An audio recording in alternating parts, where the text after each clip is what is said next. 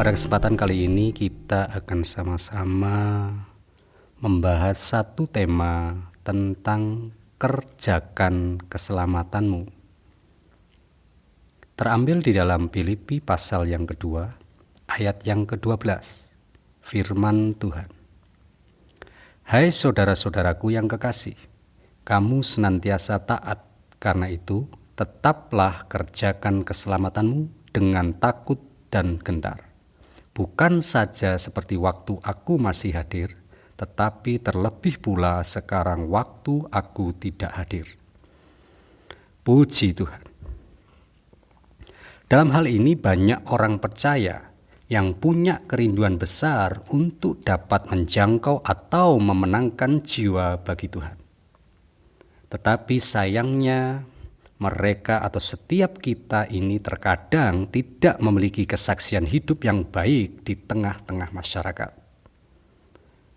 Bagaimana mungkin kita bisa memperkenalkan Kristus kepada orang lain apabila perbuatan-perbuatan kita sendiri itu malah dapat menjadi batu sandungan bagi mereka?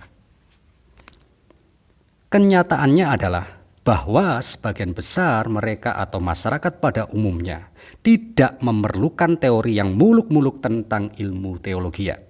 Tetapi yang harus kita garis bawahi bahwa yang mereka butuhkan adalah buah-buah dari kehidupan kita. Inilah yang disebut kunci utama dalam penginjilan.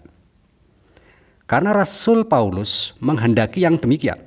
Filipi 2 ayat yang ke-15. Supaya kamu tiada beraib dan tiada bernoda sebagai anak-anak Allah yang tidak bercela di tengah-tengah angkatan yang bengkok hatinya dan yang sesat ini. Sehingga kamu bercahaya di antara mereka seperti bintang-bintang di dunia. Haleluya. Di tengah-tengah situasi dunia yang saat ini, yang semakin menggila ini, mari biarlah kita tetap memiliki semangat yang terus-menerus mengerjakan keselamatan kita. Roma 12 ayat yang ke-11. Dalam hal ini kita diingatkan, janganlah hendaknya kerajinanmu kendor, biarlah rohmu menyala-nyala dan layanilah Tuhan.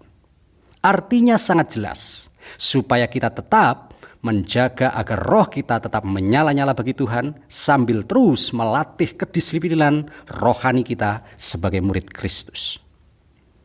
Oleh karena itu, untuk mengerjakan keselamatan kita harus lakukan segala sesuatu dengan tidak bersungut-sungut dan berbantah-bantahan.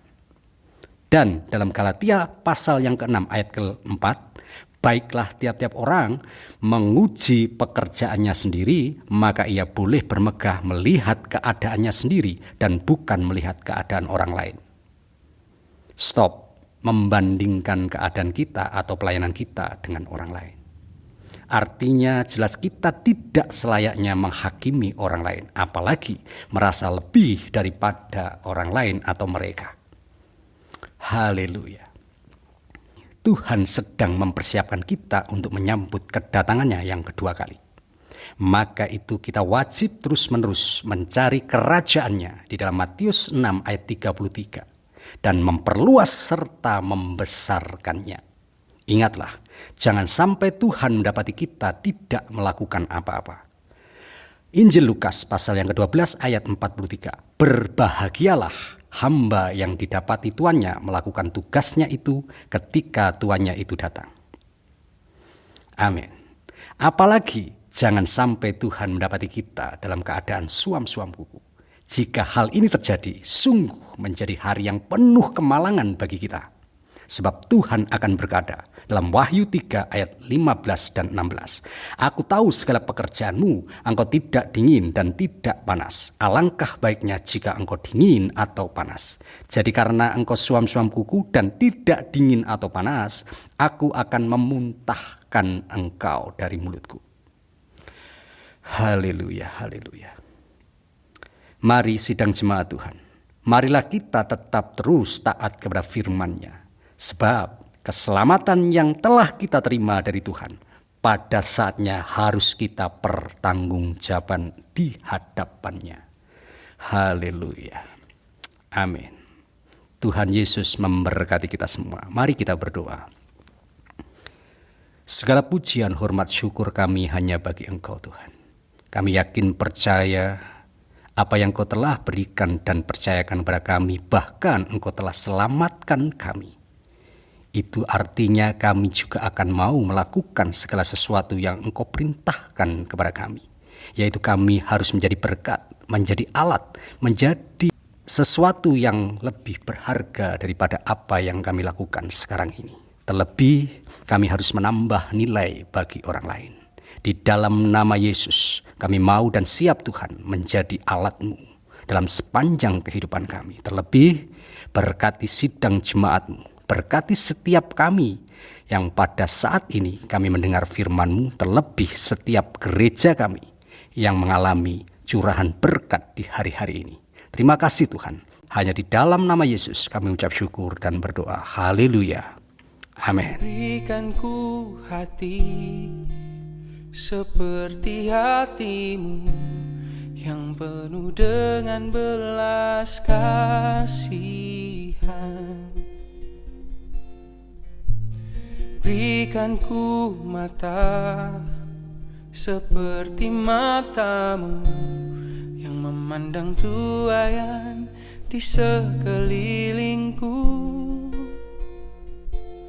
Berikan ku tangan-Mu untuk melakukan tugas-Mu. Berikan ku kaki-Mu melangkah dalam kebenaran-Mu. Berikan ku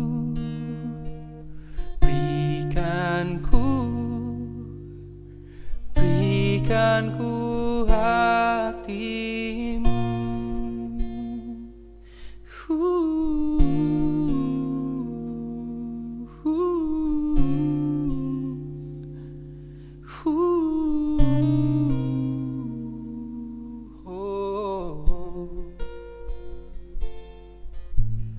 Berikan ku hati seperti hati-Mu yang penuh dengan belas kasihan.